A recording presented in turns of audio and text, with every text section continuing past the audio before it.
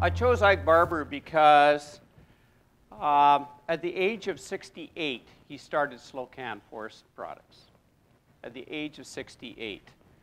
And at about 10 years later, he donated $20 million, went to the BC government and said, you need to kick in $20 million, and went to UBC and said, you need to kick in $20 million because we need to make a difference. And so this type of process, visioning, is all about making a difference. And recently I heard a statement made by the Chief Commissioner of Scouts Canada that said, if you're not prepared to change the path you are on, you'll be guaranteed that you end up where you're going.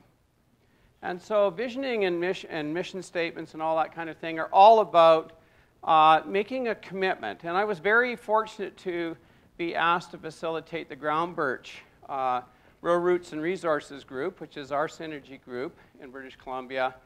And I was introduced to a very committed group of Shell employees who had led this process to the point where I was able to come in and continue to work with them. So I want to acknowledge that, first of all, that it was a lot of hard work by Shell to get this group of landowners together to make a commitment to working together to resolve some of their issues. So when you're doing this vision statements, and all of you know that a lot of companies and governments spend hundreds of thousands of dollars doing this process. And they take forever to do it. And it's something that can be done very quickly and very efficiently. But you do need a commitment to do that. So what's a vision statement? It's something that reveals what we want to become. And so that's a vision. And a lot of people forget that that's what it is. It's a vision. It's what we want to become. Okay? A mission statement is a statement that sets you aside from anybody else. And there's lots of people doing lots of stuff. There's lots of people doing Synergy and these type of things across North America. But what makes us different? And so when we challenged the people, the group there, to come up with a mission and a vision statement, we had a group of people who had a lot of different talents, a lot of different visions in life. But they came from a very basic grounding of being landowners. They loved the land, but they knew that they were facing some challenges and working with Shell to overcome those. So how did we get to them? Well, first of all, we had to develop, an opening statement, like something like our Synergy group is. R, as we affectionately call it, is. And then we set them up into a rolling cafe. So in other words, we had a group here, and another station here, another station here. And we had some of the Shell folks there, including myself, and we asked them to work their way around in small groups and actually put this together, to tell us in one word to finish that sentence. In other words, a Synergy group is. And we asked every participant to have one word and one word only. And that, for a lot of people, that's a very difficult thing to do, because we all like to talk, right? So we did that. And then we had to draw it out from everybody, because not everybody is a verbose individual. There's a lot of very quiet people out there. A lot of people that go to these meetings and they just, they listen. They don't say a whole lot. And so what we wanted to do was to get some thoughts from them, including those that wouldn't really say a lot. So here's some of the thoughts that they came up with. Our group, was a group that talked to each other, that they wanted to preserve their rural lifestyle. They wanted a balance of ranch, of life, and oil and gas. They wanted peace and quiet, but they wanted harmony too. They realized that they weren't just out there by themselves. They had oil and gas, ranching, government, all kinds of things happening out on the land. But at the same time, they wanted that quiet enjoyment of their land. And a lot of the quiet folks, the ones that don't say a whole lot, believe it or not, were the ones that really stressed that they wanted to preserve their lifestyle. They wanted to make sure that they realized that things were happening, but they also wanted to preserve their lifestyle. So they also realized that they wanted to preserve, they knew that if change was going to happen, it had to be better. That they wanted to still enjoy the culture that existed, and they wanted the behavior of everybody on the land in other words, to everybody, so the behavior was good.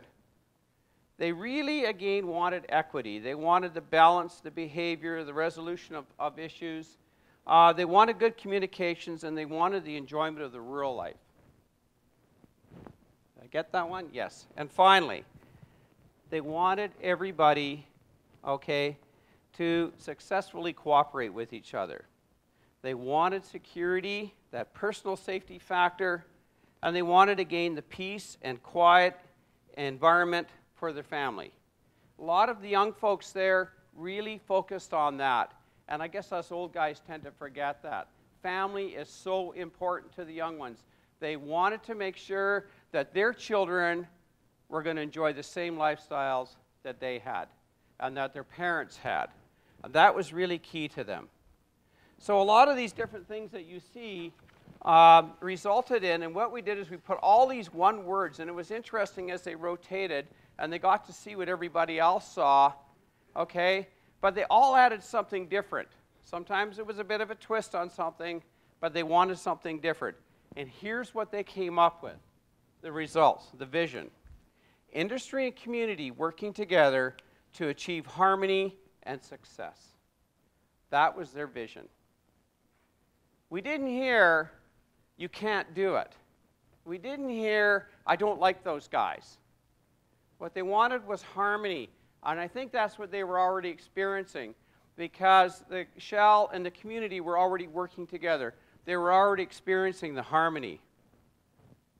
The mission was R&R's unique partnership of rural landowners and Shell that is dedicated to sharing the resources of the area through meaningful dialogue and collaborative solutions.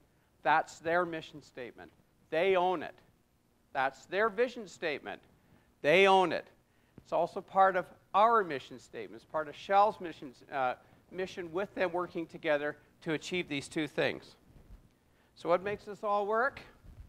Well, there's a huge base of trust there and a true sense of partnership. That's what made it work. Everyone is very honest with each other. When you go to these meetings, there are basically no holds barred. People get to say what they think.